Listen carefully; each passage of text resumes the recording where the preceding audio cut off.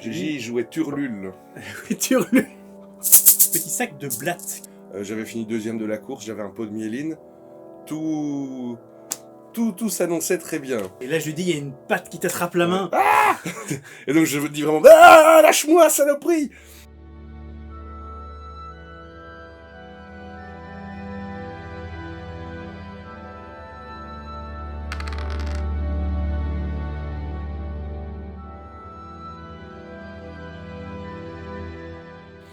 Alors, bonjour ou bonsoir si vous êtes à table. Oui, nous ne sommes pas morts, nous n'avons pas été dévorés par le chien. Hein. Le gimp. Le gimp, voilà, le gimp est toujours là. Nous sommes toujours là.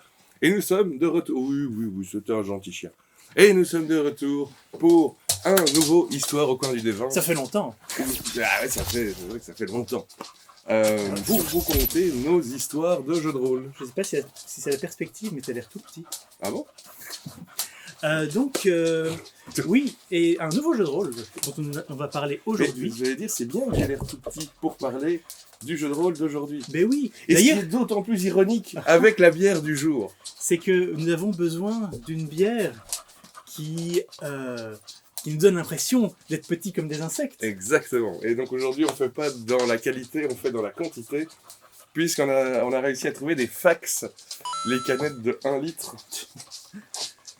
Si on boit tout ça pendant qu'on explique le jeu, on va être Ouais, par terre. effectivement. D'autant plus que... Elle est forte ou pas? je pense pas, mais... Non, 5 degrés. Ouais, mais bon, c'est 1 litre. C'est de la pils de pochetron. Eh bien, donc... cadeau de Florian. Cadeau de Florian, ouais. Moi, j'en avais déjà bu quand on avait traversé l'Allemagne. Ah, Oui, mais je veux dire... santé. Santé. Santé, les amis. C'est de la pisse. De la pils de pochetron. C'est de la pisse de base qui passe. Elle passe, c'est pas pire qu'une jupe. Mhm. Et donc, Insectopia. Insectopia. Jeu que Gilus possède dans sa bibliothèque depuis belle lurette. Pas mal d'années. J'avais rencontré les créateurs à un Troll et Légendes qui date pas mal. Et ils m'avaient offert, si je me souviens bien, quand j'aurais dit oui, mais je peux parler de votre jeu de rôle dans mon émission. Ils m'ont dit oui, il n'y a pas de problème, on t'offre la carte. Et je dis ok. Et des années plus tard, nous voici à parler d'Insectopia. Oui, parce que j'ai tanné Gilus pendant longtemps pour qu'il le masterise, mais il avait d'autres jeux à maîtriser. D'autres priorités. Je me sens vraiment tout petit avec ça. Mais oui, j'ai l'impression d'être, tu vois les hobbits dans l'auberge humaine, où il arrive avec sa pinte qui est aussi grosse que son corps. Donc jeu de rôle français, tout à fait, qui est édité, si je ne dis pas, par Odonata Édition, qui est vraiment, je pense, qui fait principalement Insectopia. C'est plus existant s'ils font d'autres choses. Ils ont sorti pas mal de suppléments entre-temps. J'ai des bouquins d'univers et de campagne, j'ai une carte, j'ai des machins. Ils ont pas mal de matériel qui sont pas mal, entre autres les petits sacs de blattes qui remplacent les dés, et ça on en parlera quand on va parler des règles. Et donc, dans Insectopia, sans surprise, on joue des insectes. Je sais pas si tu veux faire ou je fais la présentation de l'univers. Commence et je te corrigerai. Si je dis des bêtises, tu me corriges. Hein. Et donc, dans un univers très lointain dans le temps, on va dire ça comme ça parce qu'on n'en sait pas plus, les humains ont disparu. Voilà. Il n'y a pas d'humains, ça c'est sûr. Il n'y a pas d'humains dans le jeu. Et les insectes ont évolué pour je cache la devenir... balle pour qu'elle ne joue pas dans tous les sens.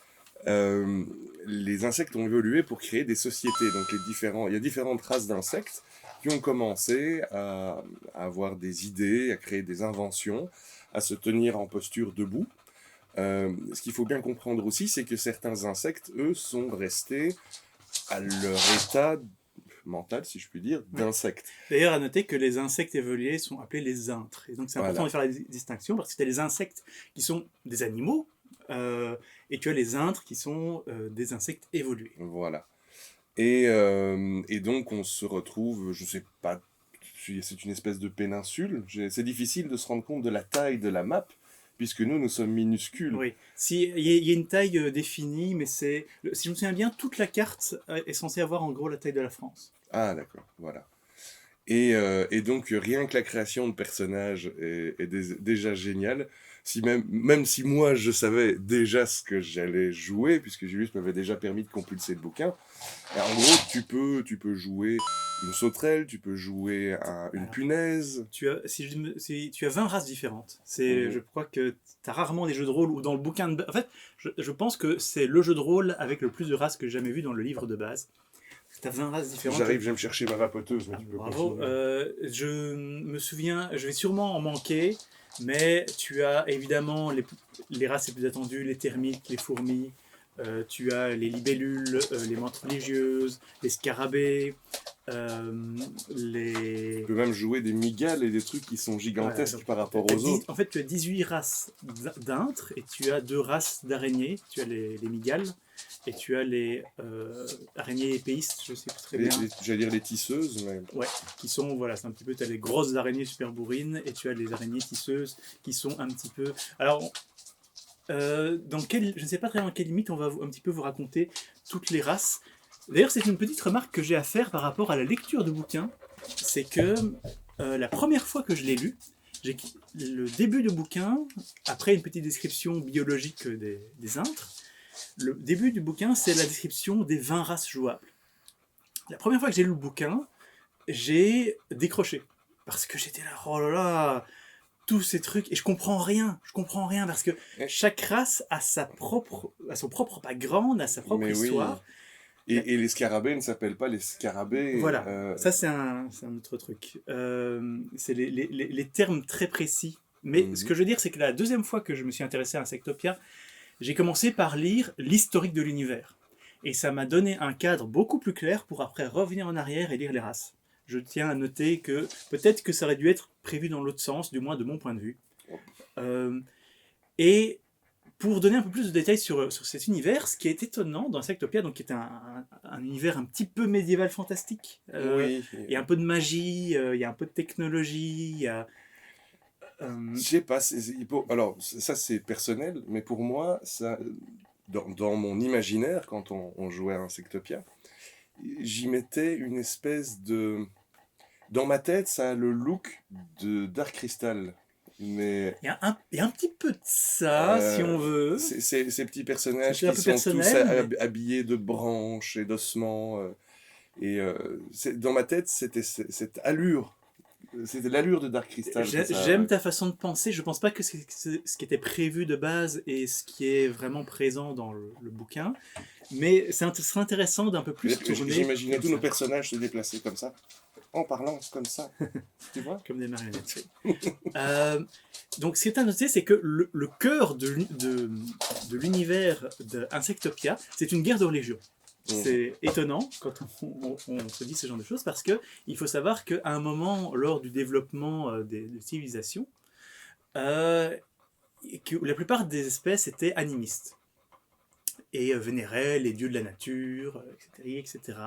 Tu as des druides, tu as les coccinelles qui sont vraiment des druides qui peuvent communiquer avec les animaux et donc qui ont un petit peu convaincu tous les grands animaux d'aller dans une autre vallée. Comme ça, il y a beaucoup moins Et ils ont fait ça par magie, par magie, mais chamanique. magie empathique. Quoi. C'est Ah, pas d'accord. vraiment de la manipulation. Oui, parce qu'en fait, bah, il faut bien imaginer que pour nous, les Indres, le moindre moineau, c'est comme une wyvern dans Donjons et Dragons, quoi. Exactement, exactement. Et C'est très donc, bien fait ça. ces animaux qui sont appelés les sangs chauds, bah, comme le dit Gilus, les coccinelles les ont un peu envoûtées pour qu'elles aillent vivre dans la vallée des sangs chauds et qu'elles nous foutent la paix, en fait. Ouais. Et donc, euh, à un moment, on a découvert en dessous d'une montagne, ce sont les fourmis, ont découvert en dessous d'une montagne des restes d'une civilisation antique qui étaient des titans bipèdes. Mhm. Euh, Qui ont laissé des artefacts extraordinaires, comme par exemple des cubes avec des points dessus. qui Et... ont, voilà, on a retrouvé quelques documents, quelques trucs précis à un endroit dans une ville qui est devenue une ville sainte. Mm. Et c'est ainsi qu'est né le culte des anciens dieux. Voilà. Et donc les fourmis vénèrent les anciens dieux et ont laissé tomber ces vieilles conneries chamaniques Et donc, tout ça est en train de partir en guerre. Enfin, c'est plus qu'en train de partir, c'est une guerre de C'est une religion. guerre de religion qui, quand vous jouez, est un petit peu plus molle, parce qu'il y a eu des grandes périodes de croisades. Je crois que les plus fanatiques, ce sont les Blattes, qui Mhm. sont des espèces de templiers Ce croisés. sont les paladins de l'ordre des anciens dieux. Voilà. Euh, et donc voilà, c'est d'ailleurs un petit peu compliqué de créer un groupe de jeux Et là, qui mélangera forcément un petit peu, enfin pas forcément, mais qui mélangera souvent c'est ces ce deux que courants. c'est ce que tu nous as demandé dès le départ, si on était plutôt d'un côté ou de l'autre de l'échiquier. Et alors moi, je parlerai de mon personnage après, bah, ils s'en fout un petit peu. Mais les autres, ils voulaient pas, hein. Ils avaient pas envie. Et puis finalement, je crois que tout le monde s'est un peu dit, ouais, le personnage de Val, il est plutôt chamanique, donc on va partir du côté chaman de la force. Alors je vois que c'est un truc qui m'a fait un petit peu peur. Euh, de manière générale, notre groupe, il, il a un peu, enfin c'est vraiment la mentalité ULBiste. Mais on a vraiment un recul naturel envers tout ce qui concerne la La religion. religion. Eh, moi, pas. Moi, Non, mais c'est intéressant. j'ai toujours dit, si Gonshu périt, je jouerais un paladin. Mais bon, à mon avis, le reste du groupe m'accueillerait pas très bien. Ça dépend, à voir. Mais c'est vrai que j'ai l'impression que le groupe, quand même, à part Florian, nous allons parler, le groupe a eu un petit peu de mal à se positionner sur cet échiquier dont ils avaient un petit peu rien à foutre. Hmm. Et quels sont les membres du groupe? Eh ben, alors par qui allons-nous commencer? Bah, vas-y, commence. Bah, c'est pas très compliqué. À votre avis, il peut jouer un insecte, Nurgle. Qu'est-ce qu'il va jouer comme insecte, Nurgle? Je joue une mouche roublarde et voleuse, toute petite, avec quatre petites dagues faites en côte de souris et un peu gravées comme ça. Et donc je voulais vraiment jouer ce petit roublard, un petit peu tête en l'air. Vraiment, sur le moment, je me suis dit, je vais jouer un personnage léger. Euh, mais bon, qui sait quand même, qui a eu ses heures de gloire, qui a eu ses grosses déconvenues, on va dire ça comme ça. Ouais, t'avais un gros souci, c'est que tu étais incapable de faire le moindre dégât. Oui, oui, bah oui, mais bon, tu me diras, une mouche. Voilà. D'ailleurs, c'est très important à noter, c'est qu'il y a une différence physique très importante d'un insecte à l'autre. Ah, Hein. Entre jouer un moustique et jouer une libellule, je veux dire, si dans le même groupe, c'est un Golgoth, quoi. si dans le même groupe tu as un moustique et une tarentule, ben c'est comme si tu jouais dans un Égal. groupe où t'as un des joueurs, il joue un Playmobil, quoi. C'est assez dément, quoi. Ouais, ouais. Et les règles sont assez bien faites dans ce sens. Mm. Et donc, ouais, toi, tu Donc jouais moi, le c'était roublard. Gritz, la mouche voleuse. Je ne me souviendrai pas des noms, il y a peut-être moyen que je retrouve les feuilles de personnages. Et j'adorais parce que donc, c'est pas les mouches, ce sont les cifres. Et j'adore l'historique des cifres parce qu'en fait, bah, c'est des fouilles merdes, quoi.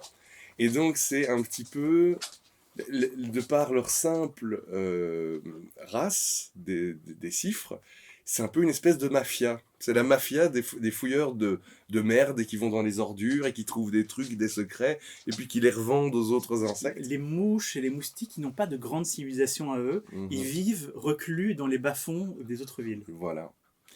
Parce que, oui, évidemment, les grandes civilisations, ce sont les grands insectes constructeurs, les fourmis, les termites et les abeilles, principalement, qui eux sont tous très grands, très nobles, et en fait qui sont dans des zones différentes de l'échiquier religieux, les termites étant la grande nation animiste, les fourmis étant la grande nation constructrice des anciens dieux, et les abeilles sont du culte des anciens dieux, mais un petit peu plus ouverts, un petit peu plus commerçants, et voilà. J'ai essayé de me souvenir du nom de tous nos personnages. Alors, nouvelle note d'ailleurs, pour les maîtres de jeu. Moi, c'est aussi quelque chose qui m'a un petit peu perturbé en lisant, c'est que tu as 20 races différentes, et tu as plein de termes très spécifiques à cet univers. Et donc, chaque race, même si c'est un dérivé du nom commun, parfois je me perdais un petit peu. Alors oui, un scarab, je vois très bien ce que c'est. Une apis, ok, apis c'est l'abeille, ok. Mais les cox, c'est les coccinelles, je pense. Ou les coccides. Voilà, franchement, les termes, pour pour vos joueurs, au début en tout cas, utilisez les termes courants. Appelez ça des coccinelles, appelez ça des abeilles. Ah, Ça facilite les choses, je trouve. moi j'aurais dit le contraire. C'est dès le départ utiliser les noms des races du bouquin pour qu'ils apprennent, quitte à dire oui, mais les sylphes, c'est les mouches, tu vois. Mais ça, comme il y a quand même 20 races différentes, après il faut expliquer qu'est-ce que c'est un incêtre. Les indres. Votre les personnage fait 2 indres de haut. Ça veut dire que tu fais 2 mètres, entre guillemets, à notre échelle. Quoi. Voilà. T'as beaucoup. En fait, tous les mots sont changés. Les saisons, ce sont des, je sais plus, si c'est des commis ou quelque chose comme ça. Mhm. Les années ont des noms différents. C'est un cycle. Chaque truc que tu connais est différent dans cet univers. Donc honnêtement, c'est un univers pas toujours facile dans ce sens-là. Et personnellement, en tant que maître de jeu, je simplifierais les choses pour les joueurs. On est en train de retomber dans nos vieux travers. On avait commencé à présenter les persos et puis maintenant on est en train de passer à autre chose. Tout à fait. Mais c'est pas grave. Alors, on avait parlé du personnage de Val, qui était une araignée tisseuse, un peu sorcière, un peu magicienne. Voilà. Les araignées tisseuses, franchement, elles ont un petit peu un côté... les gitans, les vieilles sorcières gitanes... Les diseuses de bonne aventure, en fait. Ouais. Je crois que c'est les maîtresses du destin. Je sais plus le terme exact, mais elles ont un côté comme ça. Les araignées qui tissent l'étoile du destin. Et je ne me souviens plus du nom de son personnage. Je me souviens plus du nom d'aucun personnage, je t'avouerai. Je me souviens des deux... Attends. Et elle, donc... Je me souviens des autres et pas de Val. C'était bel et bien une magicienne dont le pouvoir central tournait autour de la souillure. Et donc la souillure, qu'est-ce que c'est? Donc soigner la souillure. La souillure, qu'est-ce que c'est? C'est une sorte de maladie qui est arrivée en même temps qu'on a découvert le culte des anciens dieux, qui est une espèce de maladie qui crée ce qu'on appelle les blafards, qui sont des insectes à chitine transparente, qui sont des espèces de zombies, de mutants. Ouais, c'est vraiment des mutants. C'est pas des zombies, ce sont des mutants à la Warhammer un petit peu, où dans tes aventures, tu peux choper des points de souillure, et quand tu en chopes un certain nombre, tu commences à tirer des mutations sur une table, et... En fait, tu retrouves ça dans énormément de jeux de rôle. Ici, on en parlera d'ailleurs à l'occasion, il y a Florian. Et non, ce n'est pas un 1er avril, Florian a véritablement masterisé des jeux de rôle. C'est vrai qu'il a été notre maître de jeu pour les 1er avril, pour... Voilà. Il a masterisé Night. Il masterise Night, et donc là, ça s'appelle l'anathème. C'est cette... Et puis alors, dans Shan, ça s'appelle la nécrose. Et puis dans Shad, ça s'appelle le Maelstrom. Enfin, il y a toujours ce néant, cette noirceur qui te pourrit de l'intérieur, qui te fait muter. Ouais. Le warp dans Warhammer, etc., etc. Et bien ici, donc, c'est la souillure. Et d'ailleurs, la création de personnages, il y a moyen de se choisir des capacités plus puissantes en prenant des points de souillure. Par exemple, je trouve que c'est des concepts qui sont très très cool. Par exemple, tu es une fourmi. Si jamais tu as choisi la classe dominante, donc tu fais partie, parce que tu as plusieurs classes de personnages, et si jamais tu fais que tu es un dominant, tu peux prendre comme un de tes pouvoirs avoir des ailes. Parce que les fourmis dominantes ont des ailes. Si jamais tu es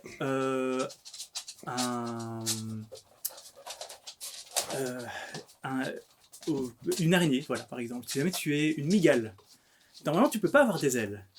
Mais en fait, si tu peux, mais tu te prends des points de souillure, parce que ces ailes viennent d'une mutation. Tu peux te faire muter en acceptant le cadeau des forces du mal. Et c'est très sympa ça comme concept, parce que vraiment ça te permet de créer un petit peu un personnage qui est soit dans la logique biologique de ton espèce, soit qui la dépasse, mais évidemment ça a un prix. Et ça c'est très sympa. Et donc oui, Val, elle avait plusieurs pouvoirs, elle pouvait modifier le temps, ce qui est très cool déjà, et elle avait aussi des pouvoirs pour enlever, pour soigner la souillure ou la détecter, des machins comme ça. Et donc voilà, alors on avait parlé du perso de Florian, qui lui était un scarabée, paladin de la religion des anciens dieux, et il s'appelait Q, ou... Je crois qu'il je ne vais pas essayer de retrouver les noms. Parce qu'à l'époque, on parlait beaucoup de QAnon, et je me suis dit, est-ce que c'est une référence à QAnon? Mais c'est Q. C'est un scarabée complotiste. Voilà. Et donc au début, il a eu un peu de mal à s'intégrer au groupe. Hein. Alors le truc c'est que quand je vous ai présenté les différentes factions, vous aviez le choix entre plein de factions dont certaines étaient plus extrémistes que d'autres. Et je leur dis ouais, si jamais vous voulez jouer une faction extrémiste, va falloir vraiment, ça va être un peu plus difficile d'un point de vue roleplay. Et il a dit pas de problème. Moi je joue le culte des anciens dieux. Pas liantiste justement les extrêmes. Je suis très fanatique. Ok. Et donc dès le départ, en fait, il a commencé à jouer son personnage ultra stoïque. Il disait rien. Je suis là avec mon épée.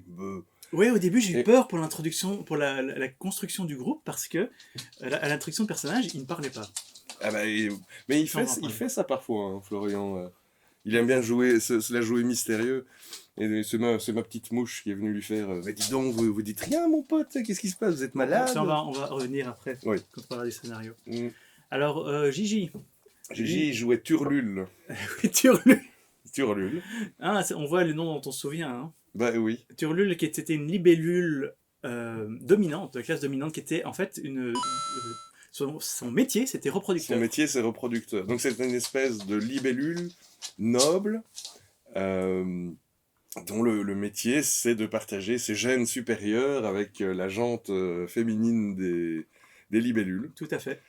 Et c'est du grand Gigi, quoi. Ouais. En plus, il a un serviteur qui est un moustique et qui traitait un petit peu comme une merde. Enfin, c'était parfait, quoi. Ouais. Et alors, à la création de personnages, je peux le dire parce que vu qu'il est utilisé en jeu, c'est plus un secret pour vous. Je présente les trucs et il y a un pouvoir qui est vraiment une téléportation. Magique. Et je dis oui, voilà. Donc ça, si vous voulez l'avoir, vous allez choper plein de points de souillure. Hein, donc je vous le conseille pas. Et Gilles, il a dit ok, je le prends. Et alors on verra comment va évoluer le groupe, mais je comprends pas comment un reproducteur qui est vu, je dirais, sous toutes ses coutures par c'est pas contact Covid, hein, tout ça. Hein. Ses conjointes, parce que la souillure fait que déjà tu mutes, et puis ta carapace devient transparente, et donc on voit tes organes à l'intérieur de ton corps. Je comprends pas comment... Enfin, bref. Peut-être qu'il va avoir plus de mal pour faire son métier après. Voilà. Et alors surtout, c'était lui qui avait le plus de pognon dans le groupe. Oui. Au début, moi je me sentais riche avec genre mes 3 ou 4 petites pièces, et puis j'ai vu ce qu'il avait. Alors il y avait Moustache, qui lui jouait un papillon qui s'appelait Mu. Oui, il est fan des chevaliers de Zodiac. Je m'en souviens parce que c'est le nom d'un des chevaliers d'or. C'est le bélier. C'est le bélier Mu. Mais il y a aussi un personnage qui s'appelle Papillon, qui est du côté d'Hadès, et il s'est un petit peu inspiré de ça pour le personnage, parce que c'est un papillon avec des pouvoirs psychiques. Voilà. Et il a ultra abusé de ses pouvoirs, mais il a bien fait. Hein. Bah oui, si tu as des pouvoirs, c'est pour les utiliser. Mais basiquement, c'était la seule chose que son personnage savait faire. C'était... Bah tu sais, le papillon, il va pas foncer au corps à corps, forcément, enfin... C'est un peu des espèces d'elfes, les papillons. D'ailleurs, je vous expliquerai un petit peu les règles, comment elles fonctionnent et la magie, avant qu'on commence l'aventure elle-même. Qu'est-ce qu'on a oublié? Je crois qu'on a oublié personne. Attends, toi, Moustache, Gigi, Val, Florian. Paf, on y est. Alors donc, Et le maître de jeu, c'est moi. Qui joue tous les autres personnages. Le maître de jeu qu'on appelle le Deus dans ce jeu de rôle. Ah, le Deus, bah dis donc, c'est pas prétentieux, ça. Et donc, les règles. Parlons du sac de blattes. Eh bien, je suis vraiment pas un fan de règles complètement différentes pour les jeux de rôle. Je trouve souvent quand on va utiliser des cartes, quand on va utiliser des machins très différents, je trouve souvent c'est un petit peu chercher une nouveauté qui ne fait que compliquer les choses. Eh bien, étonnamment, le sac de blattes, j'ai trouvé que ça tournait vachement bien. Donc, tout jet de dés. Alors le souci c'est que en gros il faut avoir 2 sacs de blattes pour bien faire. Un pour les joueurs, un pour le maître de jeu, sinon ça devient compliqué. Et si chaque joueur a un sac de blattes, c'est encore mieux. Mais ça c'est une autre histoire. Mais qu'est-ce qu'il y a dans le sac de blattes? Dans le sac de blattes, il y a des petits trucs comme ça, des petits bonbons que le chien va vouloir manger. Je crois que le chien il va vouloir boire ta bière. Ouais. Voilà. Il va. Même le chien est alcoolique. Ça goûtera un petit peu la laine de chien, ma bière. Donc ce sont des petits jetons. Et en plus, voilà, elle bouge le tabouret. Ce sont des petits jetons comme ceci. Il y en a 42, si je me souviens bien, dans un sac. Et selon votre compétence, vous allez en tirer un, ou alors vous allez en tirer deux et garder le meilleur, si vous êtes bon, ou en tirer deux et garder le moins bon, si vous êtes pas bon, ou alors en tirer trois et garder le meilleur, en tirer trois et garder le moins bon, et donc voilà, plus vous vous éloignez de la norme, plus vous allez tirer de jetons et garder le moins bon. Et ou chaque le meilleur. couleur, évidemment, est un résultat. Réussite critique, réussite normale, rien, je Alors, crois. en fait, moi, quelque chose que j'aime pas dans Donjons et Dragons, par exemple, et que j'ai beaucoup aimé dans le système, c'est les entre-deux de résultats. Mhm. Franchement, dans Donjons et Dragons, ok, tu lances ton dé, tu fais 12, ok, t'as fait 12 sur ton jet de dé, t'as fait 13. C'est vraiment une différence. 14, bah, c'est un peu plus, mais... Ouais, Donc, il faut commencer à réfléchir en disant, oui, ok, toutes les tranches de 5, je commence à penser différemment, oui, mais en même temps, c'est peut-être pas très juste, bref. J'aime bien les systèmes de règles où, quand tu fais ton jet de dés, le maître-jeu a une voie très claire à explorer en disant, ok, c'est une réussite ainsi. Et donc, on a quoi? On a les blattes noires qui sont des échecs critiques, on a les blattes blanches qui sont des échecs purs et qui font, je crois, la moitié du bouquin, du truc, Ah oui. du sac. T'as les blattes, j'hésite toujours un petit peu sur les deux, mais je crois que les bleus, c'est des réussites normales, les vertes sont des réussites excellentes, et les rouges, c'est des réussites critiques. Mhm. Et ça marche très bien. J'étais un peu dubitatif quand on a commencé, et j'ai trouvé que, dis-moi en tant que joueur, ce que tu en as pensé, moi j'ai trouvé que c'était un très bon système. Moi, j'ai trouvé que c'était très simple. C'est un petit peu, ne sachant pas la composition du sac, c'est parfois un petit peu difficile de voir à quel point on prend des risques en faisant une action où on va devoir piocher 2 jetons et garder le pire des 2. Mais sinon, non, c'est sympa et tout le monde peut embrayer très vite. Euh, c'est anecdotique, mais ici, je suis en train de préparer une table de Brigandine, qui est un jeu de rôle dont les règles aussi sont simples et simplifiées. Mais le simple fait de devoir calculer, se dire ouais j'ai autant et je dois appliquer tel modificateur positif parce que j'ai tel avantage, mais tel modificateur négatif parce que j'ai tel désavantage, et puis lancer ton dé, compter le nombre de dizaines de différences. Il y a ton chien qui est en train de tout casser là-bas. Ici c'est très simple. Et effectivement, tout le monde peut comprendre très vite comment ça marche. Alors, ça, si je lui laisse bouffer ça ici dans la pièce, ça va faire un bruit monstrueux. Donc, désolé mon toutou, mais ça, tu vas venir. Et là, je vais fermer la porte, ça sera impossible. Le gimp a été chassé. Voilà qui est fait. Oui. Et donc, oui, chouette système. Et système de magie que j'ai trouvé aussi très sympa, assez proche d'un système de magie de mage, de White Wolf, donc du monde des ténèbres, où tu as des sphères de pouvoir. Tu vas avoir esprit, tu vas avoir souillure, tu vas avoir vie, tu vas avoir feu, temps. Donc tu as une sphère dans laquelle tu peux influencer les choses. Et après, ça c'est un petit peu plus bizarre, un petit peu plus compliqué, c'est que tu as des zones d'influence. Il faut que je vérifie que je ne dise pas de bêtises. Ah oui, hop, ils ne les mettent pas là, c'est pas cool. Ah oui, tu as attaque, altération, contrôle et connaissance. Et selon ton ordre de magie, tu vas avoir plus ou moins des machins comme ça. Par exemple, les prêtres des anciens dieux, ils ont connaissance en souillure. C'est-à-dire qu'ils peuvent détecter la souillure. Ouais. Mais ils n'ont pas contrôle en souillure. Alors que les maîtresses de pouvoir, les araignées, elles ont contrôle en souillure, donc elles peuvent l'enlever ou en mettre plus. D'accord. Et voilà, parfois ça demande un petit peu une gymnastique mentale, mais qui tourne plutôt bien. C'est pas toujours évident d'avoir un joueur où, par exemple, le personnage de Moustache, il avait plume, donc il peut affecter les animaux, mais il avait altération. Donc c'est-à-dire qu'il ne peut pas utiliser attaque plume pour faire genre une attaque psychique à un oiseau, mais il pouvait utiliser altération pour, par exemple, faire que les plumes de l'oiseau disparaissent et ils tombent par terre ou des machins comme ça. Et il faut commencer à réfléchir un petit peu comme ça, en disant si jamais tu as contrôle esprit, tu peux contrôler mentalement les insectes. Si tu as connaissance esprit, tu peux pénétrer lire les pensées et des machins. Ouais, voilà. donc altération, tu peux changer la mémoire. Voilà, il faut commencer à réfléchir comme ça parce que donc tout ça pour dire qu'il n'y a pas de liste de sorts. Chacun invente ce qu'il veut et techniquement, dès que tu es le plus petit magicien qui soit, tu peux inventer n'importe quel résultat, et c'est le maître-jeu qui doit te dire « Ok, ma difficulté elle va être tellement haute que tu vas t'en prendre plein la gueule. » Ouais.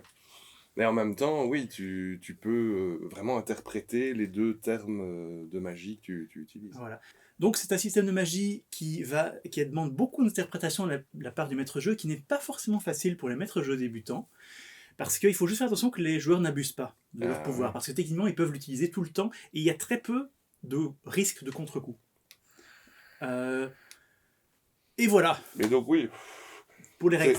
Bon système de règles que je trouve quand même. Voilà. tu as raison de dire que ça ressemble un petit peu à Mage l'Ascension.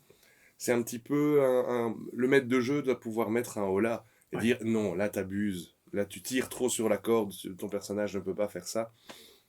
Et bon, bah à ce moment-là, il faut que le joueur dise oui, tu as raison, maître de jeu. Je vérifie que le son, oui c'est bon. Le son marche. Et donc l'aventure. L'aventure, c'est l'aventure, figurez-vous. Et donc, on se retrouve. Donc nous allons ici vous spoiler l'aventure qui est dans l'introduction du bouquin.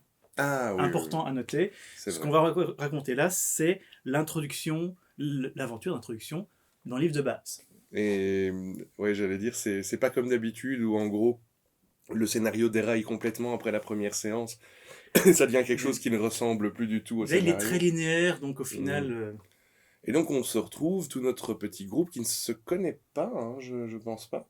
Vous ne connaissiez pas au début, non? Dans une barque faite en feuilles pour aller au festival de la myéline. Oui, voilà, oui. Et donc en fait la myéline, c'est une substance qui est fabriquée par les abeilles et qui est un des trucs les plus importants dans le monde des insectes. Tout à fait. Comme j'expliquais, c'est un liquide qui, quand un insecte le consomme, ça garde de la chaleur en lui. Ça fait que les insectes qui ont de la myéline ne doivent pas hiberner pendant l'hiver. Si Exactement. Et donc, par exemple, une nation qui a de la myéline et une nation qui n'a pas de myéline, eh ben, celle qui a de la myéline peut tuer toutes les autres pendant qu'ils sont en train d'hiberner pendant l'hiver. Parce que les insectes, et tu as beaucoup d'explications très scientifiques et correctes au début du bouquin. Et les insectes, entre autres, donc ce sont des créatures à sang froid. Et quand il fait trop chaud, ils ne peuvent pas gérer leur température interne et ils deviennent complètement fous. Quand il fait trop froid, ils tombent en hibernation. Voilà. Et donc évidemment, on sait que vont être présents dans cette ville qui est dirigée par les abeilles toutes les factions qui viennent acheter et négocier leur part de myéline pour survivre en fait. Et vous arrivez un petit peu comme des mercenaires, l'air de dire, voilà, on aura du boulot. Oui, voilà, c'est plus ou moins ça. Et je vous ai introduit un personnage qui était une abeille qui s'appelait Lazuli, parce que Apis Lazuli. Ah d'accord. C'est bravo. J'ai toujours essayé de trouver des noms faciles à retenir comme ça, qui n'étaient pas dans le scénario de base, mais qui m'a permis de vous amener dans... De briefer un petit peu. Oui. En fait, de vous briefer un petit peu et surtout, après, de ramener vos personnages dans l'aventure. Mm-hmm.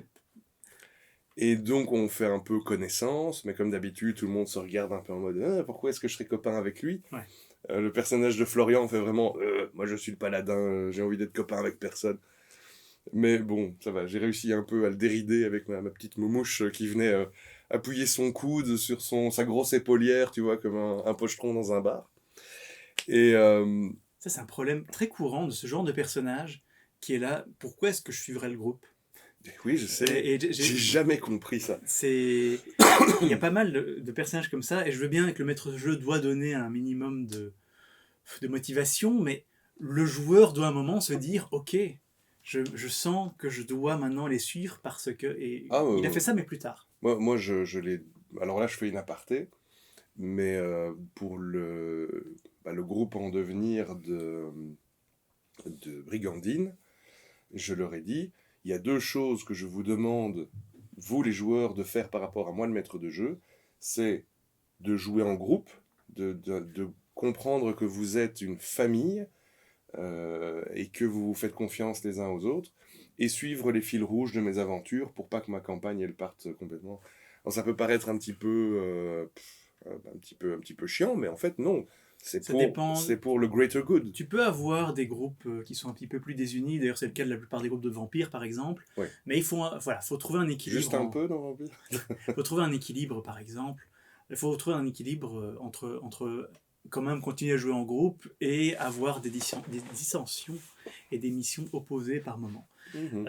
Mais oui, donc le début, c'est que je vous amène, je vous montre ce dessin. C'est un immense arbre où dans les branches, il y a les maisons des nobles qui sont fabriquées et tout est En cire en d'abeille. hexagone. Ouais. Et parce que tout l'art, est forcément abeille, est en hexagone. D'ailleurs, je vous avais dit que Lazuli, c'était un artiste qui a voulu faire des trucs en cercle et qui s'était fait virer de son académie d'art à cause de ça. Et au pied de l'arbre, il y a une immense ville avec plein de commerces et tout. Et au début de ce scénario, je vous laisse libre de découvrir un peu l'univers. Et la première chose que j'ai faite, c'est on est accueilli par une blatte qui, je crois, nous demande ce qu'on vient faire ici, ou je sais plus. Ah, oui, non, pas une blatte, une punaise. Une punaise. Parce que les Ouais. punaises sont la race qui contrôle toute la monnaie. C'est les commerçants, en Ce fait. sont les banquiers. Voilà. Ouais. Et donc, je sais plus si on devait payer un droit d'entrée, ou si simplement ils nous demandaient notre nom et notre Les deux, je provenance. pense. Et mon premier réflexe, c'est de dire à Gilus, est-ce qu'il a une bourse? Et puis Gilus me fait, oui, il a une bourse. Et puis donc je tire mes blattes, je fais une excellente réussite, et je pars en jetant en l'air la bourse de la blatte. Je m'étais fait Un peu de quartz, parce que la monnaie, C'est des c'est quartz. du quartz. Et donc j'étais tout fier, j'avais réussi mon premier jet. Et puis alors qu'est-ce qui s'est passé? On a un peu découvert l'univers. Voilà, je vous ai introduit une taverne tenue par une araignée à laquelle il manquait 2 pattes.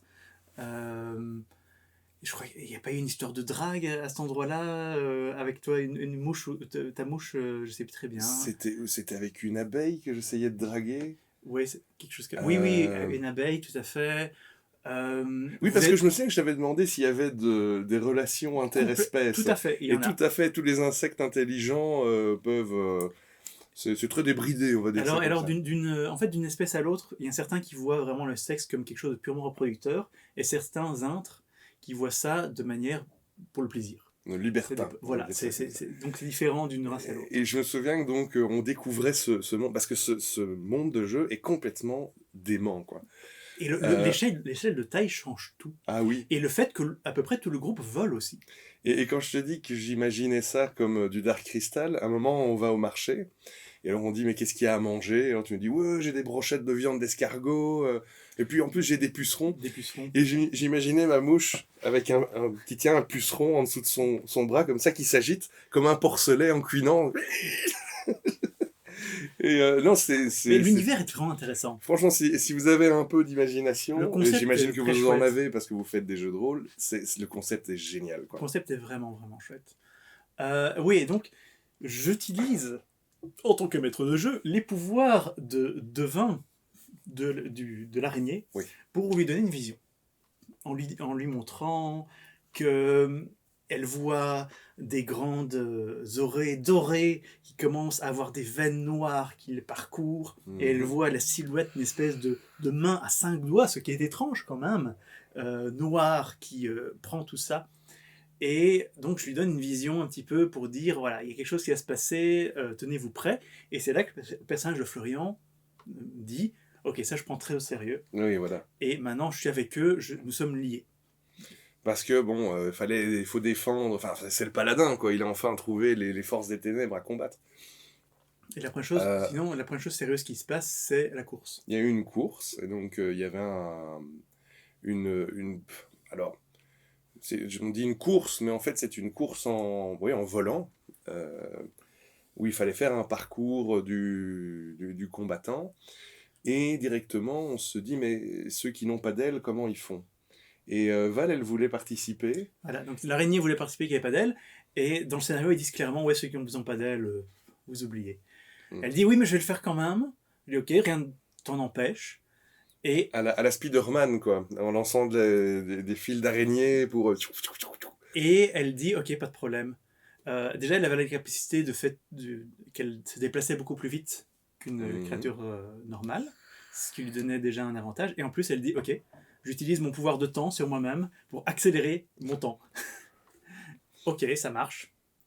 Et donc c'était une série de jets, un truc vraiment basique de scénario. Donc il y a des jets pour zigzaguer entre les feuilles, il y a des jets de rapidité, il y a des jets pour retrouver, vous deviez trouver une fleur avec une odeur bien précise, il y a des jets de perception.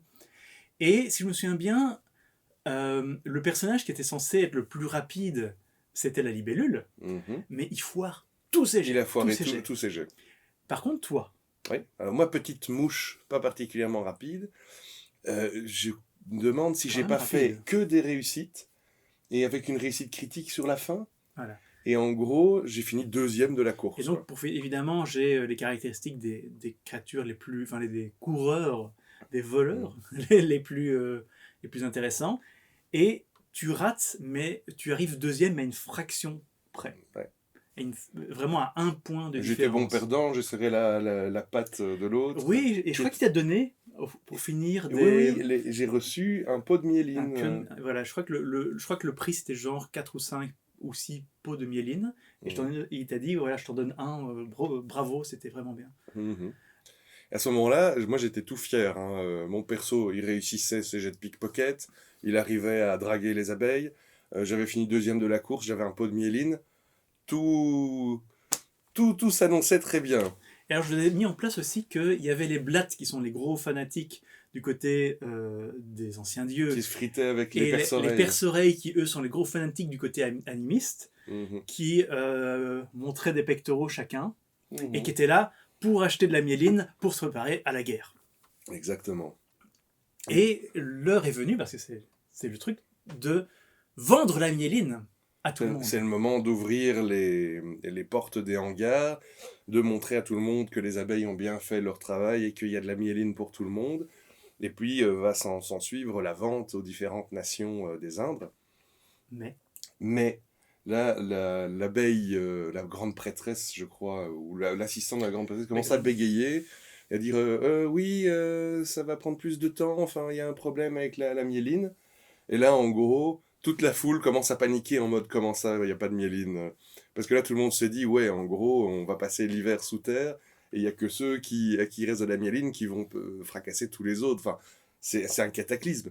C'est comme si, à l'époque, au début du siècle, on dit ben, en fait, il n'y a pas d'essence.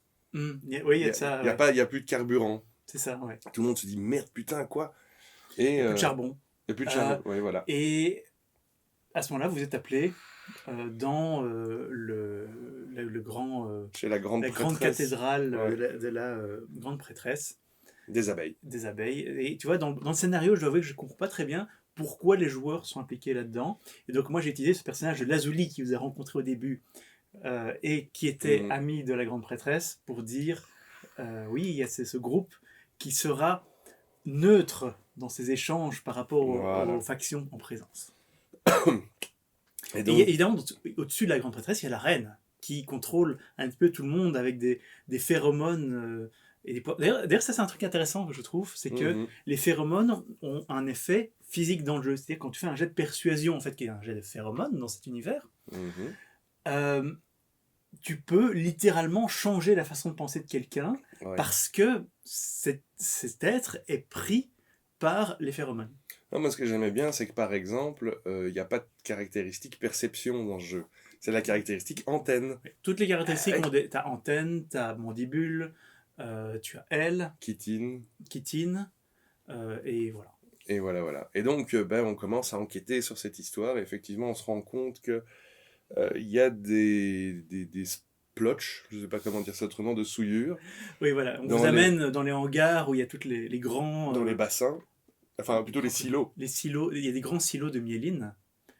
Et il y a des splotches de souillure qui surnagent dedans. Et évidemment, il n'est pas question de commencer à distribuer à tout le monde de la myéline, même légèrement souillée.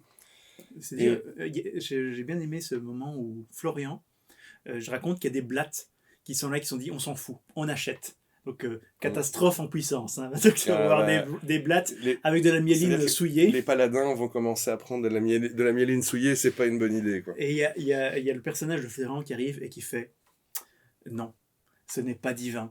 Réussite critique à son jet de phéromones. Mm. Et donc, tu as la blague qui dit oh, vous avez raison, vous êtes un saint. C'est ça. Et donc, on fait une petite enquête rapide pour se rendre compte qu'en dessous d'un des silos, il y a un tunnel qui a été creusé. Par magie. Je veux dire, l'enquête, elle était pas très enquête, Non, hein. c'était extrêmement linéaire. et que donc un tunnel a été creusé par magie en dessous d'un des silos, et que la myéline s'est écoulée à travers le trou, et que c'est visiblement par là que les empoisonneurs seraient rentrés. Donc, qu'est-ce qu'on fait? On va dans le trou, et on voit où ça nous mène. Et là, je sais plus très bien, ça nous a amené sous terre dans des anciens Dans souterrains. des anciennes mines. Ouais. Et alors, Des anciens tunnels de fourmis, si je me trompe pas. des mines, des abeilles, des environs. Et là, je me suis dit, bon, ok, là, je vais leur mettre une petite rencontre. Et je me dis, bon, on va mettre un gros mille pattes. Un gros mille Un pattes, bon gros mille pattes. qui est quand même une créature assez violente. Assez importante, qui était donc d'une taille au-dessus de vous. C'est-à-dire que vraiment, tout ce que vous lui faites est réduit de manière assez importante. Mhm. Et je dis, ok, on va faire une petite rencontre. Alors, les combats sont très mortels dans le jeu. Très, très, très mortels. Et je dis, ok, on va essayer d'équilibrer ça. On va voir ce que ça donne. Premier tour, le personnage de Florian agit. Critique. Blade critique au jet d'attaque. Blade critique au jet de dégâts. Le monstre est mort en un coup. Voilà. Il est mort. Bah ouais, le scarabée avec sa grosse... Et je vois Gélus qui fait « Ah bah tu le décapites. Ah. » C'est ça.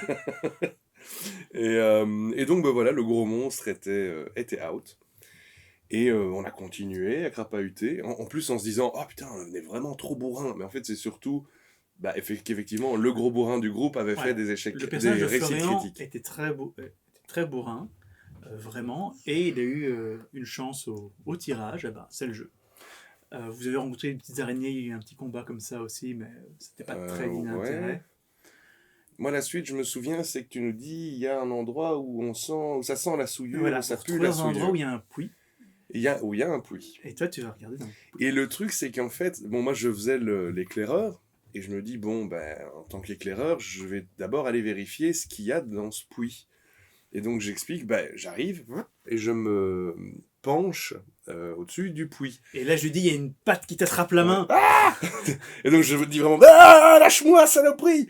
Et donc là, mon personnage est face à une abeille. Avec des longs membres et qui est un petit peu en train de fondre, en fait. De fondre avec sa carapace qui est à moitié transparente, où on voit ses organes à côté, et puis là qui où est complètement folle. et qui est complètement dingue, qui délire complètement, et je me dis putain. Et là, sur le moment, c'est vrai que ça m'a pas frappé, mais je venais d'être touché par une créature avec de la souillure. Tout à fait.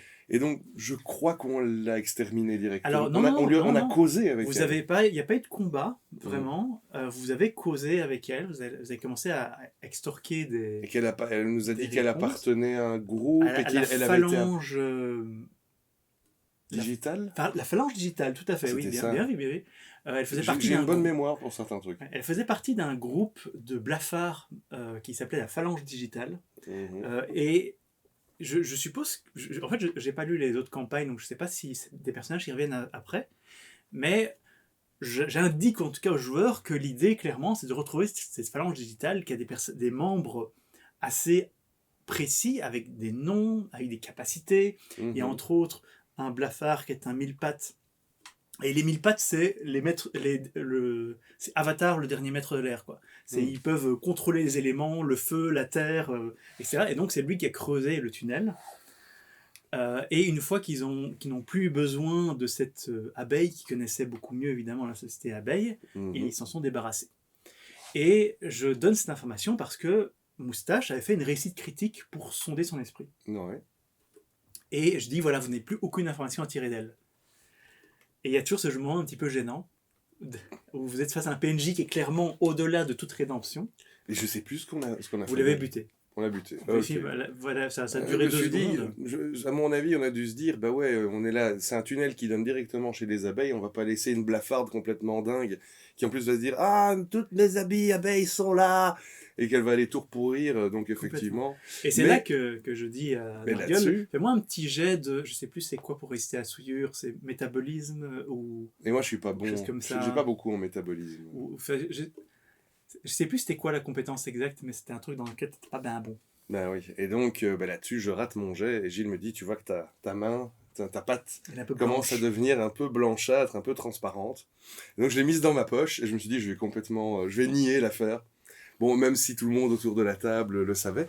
Je sais plus si je l'ai révélé après au groupe. Je crois que non. Mais non, là je joue à fond, le main dans la poche, un peu à la... Techniquement, Val peut te sauver, en fait. Ah, mais je lui en parlerai à elle. Voilà. D'ailleurs, elle m'a fait une petite combo, hein, Val. C'est que elle a pris un pouvoir qui fait que quand elle utilise une magie, elle peut toujours augmenter sa réussite d'un cran. Donc, une fois par scénario, elle ne peut pas faire d'échec critique. Et donc, au moins, une fois par scénario, elle peut faire un truc avec un gros risque.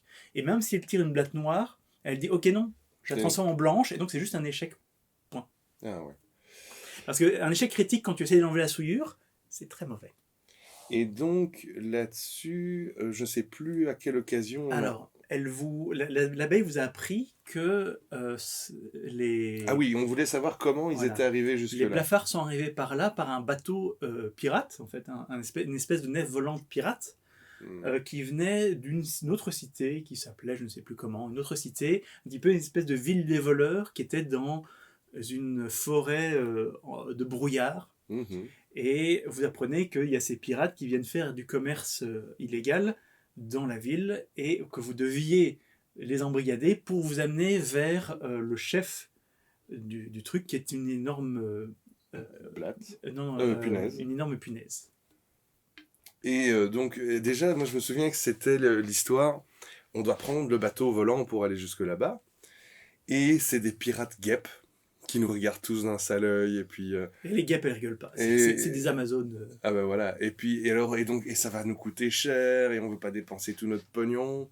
Et puis, je vois que ma mouche, elle a un pouvoir qui est, tu peux toujours dire que tu connais quelqu'un qui connaît quelqu'un qui connaît quelque chose. C'est tes capacités de voleur. Ouais. Et donc, je vais voir mes potes mouchos, tu vois, en mode, ouais, yosh yosh, on fait la poignée de main secrète. Et avec 6 bras, ça marche bien. Et 4 bras et 2 jambes. Et donc, finalement, ils disent, ouais, il y a un autre gars là, je crois que c'était un moustique avec un moineau. C'est un moustique avec un moineau. Il dit, ouais, mais pour pas cher, hein, vous pouvez monter sur son moineau.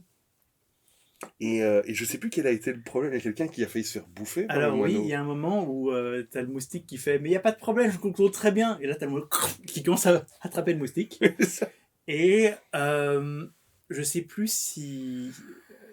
comment vous avez réglé le problème, si c'est par magie ou par quoi, mais donc vous avez réussi à l'arracher de la bouche du moineau. Oui. Pour dire ok, oui, ça va aller. Je sais plus si c'était Moustache ou Val, mais c'était un truc de magie pour calmer le bestiau. Ouais. Donc vous dites ok, bon, on va prendre ce moyen moins cher ouais. pour voyager. Exactement.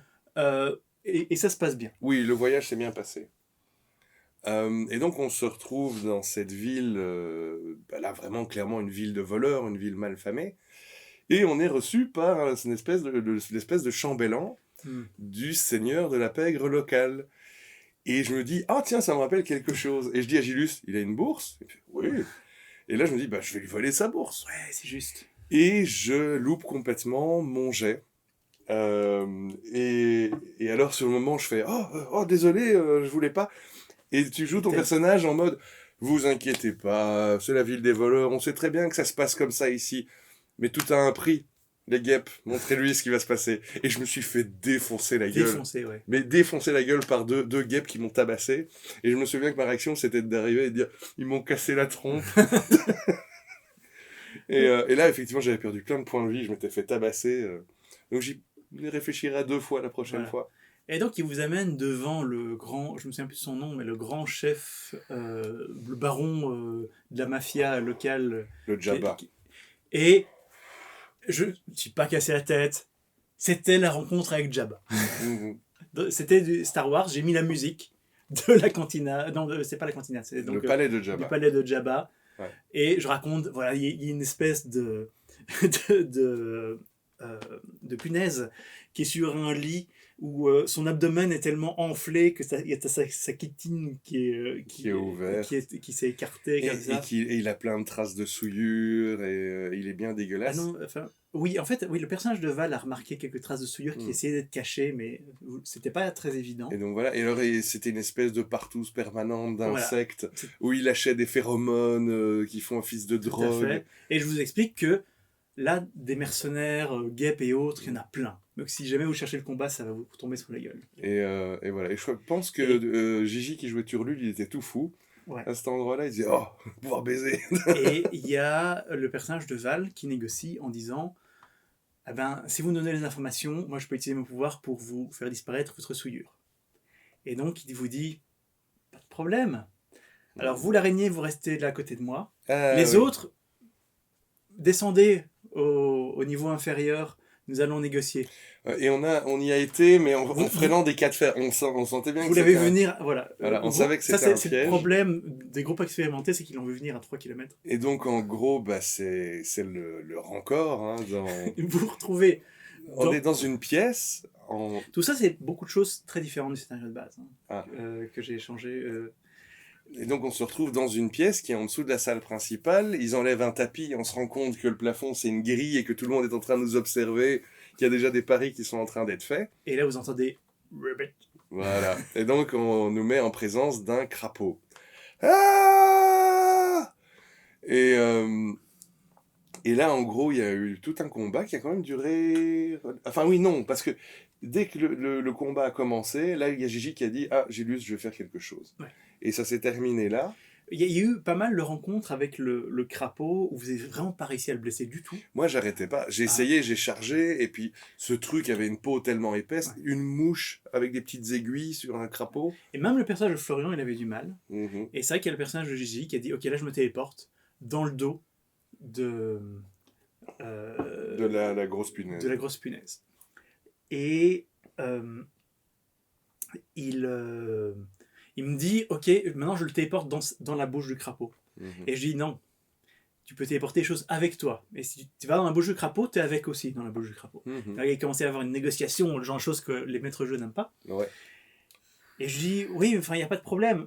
Alors il me dit, ok, je l'intimide, enfin, il commence à me faire tout un laïus pour dire, maintenant, voilà. Et donc, c'était en train de partir en prise d'otage avec la libellule qui a sa dague sous le cou, si on peut dire. De la punaise en mode ouais mais si tes gardes continuent à avancer je te tranche quoi. Et l'autre qui lui disait mais dès que tu m'auras tranché voilà, tu vas mourir. Crever. Il était très résistant à l'intimidation sauf que Gigi avait tiré au début de la partie des blattes de chance parce que selon tes caractéristiques au début tu tires des blattes que tu peux remplacer par n'importe quelle blatte dans un jet, ce qui est vachement intéressant. Ouais. Et donc, il fait son jet d'intimidation, il n'est pas terrible, mais il dit, ok, ben je remplace, maintenant, je fais une réussite critique, parce qu'il va choper la meilleure blatte possible. Ça peut être chouette, d'ailleurs, bon système, je trouve. Si tu as chopé une blatte échec critique, ça peut être bien, parce que tu peux l'appliquer sur un ennemi qui t'attaque. Ah oui. Mais donc, il fait une réussite critique au jet d'intimidation. Et là, ok. C'est bon, on vous libère. On vous libère. Val fait son jet, qui était quand même difficile, hein, mais elle avait aussi gardé des blattes de chance pour ça. Mm-hmm. Et donc, elle arrive à enlever la souillure du gros, qui vous donne des informations pour dire que la phalange digitale sont passés par ici. Ils ont pris tel bateau. Et ils sont partis en dessous de la montagne, en dessous des tunnels qui passent sous la vallée des Sanchos. Mm-hmm. Et je trouve un petit peu dommage, c'est le scénario s'arrête vraiment là. Ouais. Et d'ailleurs, tu nous l'as dit un peu frustré. Ben, oui. Voilà. Et donc, j'étais là, ok, je ne sais pas très bien si je vais trouver une suite à ça dans la campagne, ou si je vous invente une suite où vous allez poursuivre la phalange digitale, je ne sais pas. J'ai plus ou moins écrit un demi-scénario, on verra bien ce que ça donne, mais ça se termine là-dessus. Ouais. Sur l'air de dire, ben oui, ben votre mission n'est toujours pas vraiment finie, c'est-à-dire qu'à partir... Mais vous pouvez quand même chercher votre récompense. À partir de là, la dernière chose dont je me souviens, c'est qu'on a dû de nouveau prendre un transport pour retourner de l'autre côté. Et je ne sais plus si on a repris le moineau ou si on... Non, vous avez pris une nef qui était pleine de... On va pas utiliser le terme d'esclave sexuel, nous allons dire de femelles...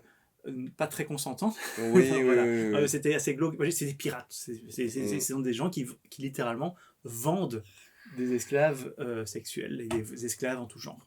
Et parce que oui, malgré le fait que ce soit des insectes, il y a ce genre de glauquerie réelle qui se retrouve. J'aurais pu en fait ne pas le mettre, mais Tu l'as mis quand même. Nous jouons un groupe mature. C'est Game of Thrones. Voilà. Et donc vous faites le retour quand même dans un truc de pirate où on rend compte que vous avez un petit peu négocié avec le boss. Mhm. Vous rentrez dans la ville des abeilles. Nous sommes accueillis tels des héros. Plus ou moins, ouais. Non, mais je plaisante. Et vous êtes récompensé pour avoir trouvé l'origine du problème. Mais oui, mais en fait, moi, il y avait un goût de trop peu à la fin de cette Je aventure. suis tout à fait d'accord. Parce qu'en fait, je me disais, mais qu'est-ce qui va arriver? La myéline, elle est quand même corrompue. Qu'est-ce qui va se passer? Est-ce que ça va avoir des effets pour le futur, Peut-être l'avenir? que c'était moi qui aurais dû extrapoler, mais je trouve que le scénario brut tel qu'il est, il a un petit peu une insuffisance sur certaines choses. Ça arrive souvent, hein, surtout pour les scénarios d'introduction. Voilà.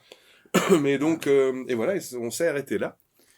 Et j'espère bien qu'on reprendra un jour. Enfin, franchement, j'adore cet univers de jeu. C'est un univers très Et intéressant. il faut que toi, tu aimes aussi le masteriser. Je vous le referai. Maintenant, je suis un petit peu plus reparti sur Donjons et Dragons, mais je vous le referai.